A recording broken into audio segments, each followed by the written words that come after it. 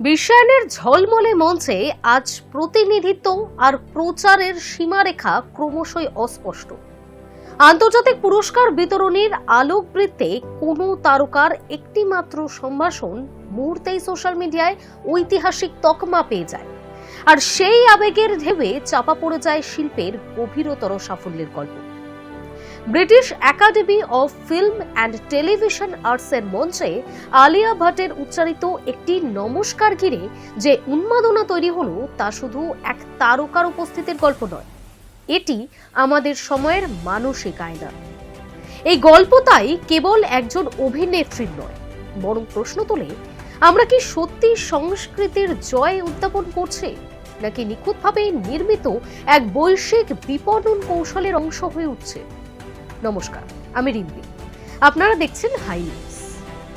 বিশ্বের আঙিনায় ভারতীয় সংস্কৃতির জয়গান আজ নতুন কিছু নয়, কিন্তু আধুনিক ইনফ্লুয়েন্সার যুগে সাফল্যের সংজ্ঞা ও গ্লাস সিলিং বা কাচের ছাদ ভাঙার মাপকাঠি যে কতটা লঘু এগিয়েছে, ব্রিটিশ একাডেমি ফিল্ম অ্যাওয়ার্ডস বা বাফটার মঞ্চে আলিয়া ভাটের উপস্থিতি ও তার করা একটি সম্ভাষণ তা আবারও প্রমাণ করে দিল।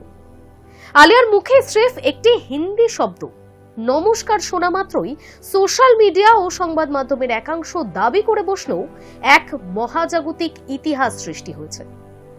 আলিয়া ভাটের সেই প্রারম্ভিক সম্ভাষণ কোনো তাৎক্ষণিক দেশপ্রেম বা সংস্কৃতির টান থেকে উঠে আসেনি। একজন দক্ষ অভিনেত্রী হিসেবে তিনি কেবল তার সামনে রাখা টেলিপ্রম্পটারে ভেসে ওঠার নির্দেশ পাঠ করেছেন মাত্র। বাফটার লেখকরা খুব অঙ্ক কষেই এই দেশি ছোঁয়াটুকু স্ক্রিপ্টে রেখেছিলেন, কারণ তারা জানতেন ভারতের বিশাল ডিজিটাল বাজারকে আকৃষ্ট করতে গেলে এর চেয়ে মোক্ষম অস্ত্র আর হয় না। আমরা যদি ইতিহাসের দিকে তাকাই, তবে দেখব বিদেশের মঞ্চে নিজের ভাষাকে গর্বের সঙ্গে তুলে ধরা কোনো নতুন বিষয় নয়। 1999 সালে অস্কারের মঞ্চে রবার্তো বেনিনি ইতালীয় ভাষায় আবেগঘন বক্তৃতা দিয়েছিলেন। 2009 সালে পেনেলোপে ক্রুজ নিজের মাতৃভাষা স্প্যানিশে কথা বলে বিশ্বজয় করেছিলেন।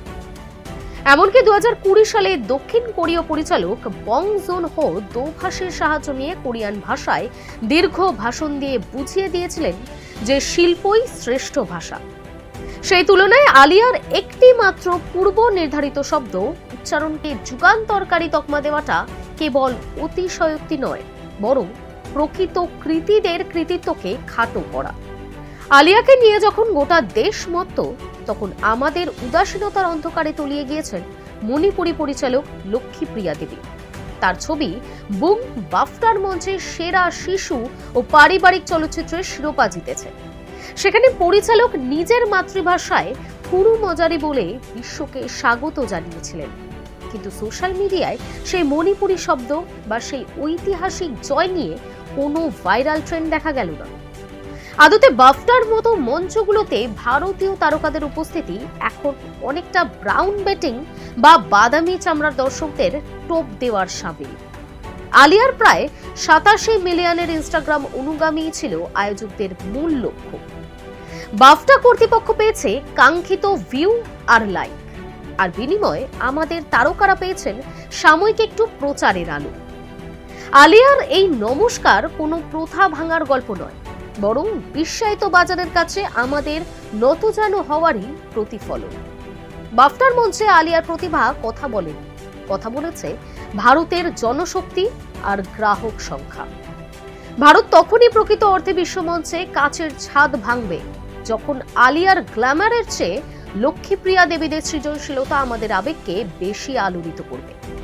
প্রতিনিধিত্ব আর বাণিজ্যিক প্রচারের মধ্যে যে সূক্ষ্ম কিন্তু গভীর ব্যবধান থাকে তা চেনার দায়িত্ব এখন দর্শকেরই।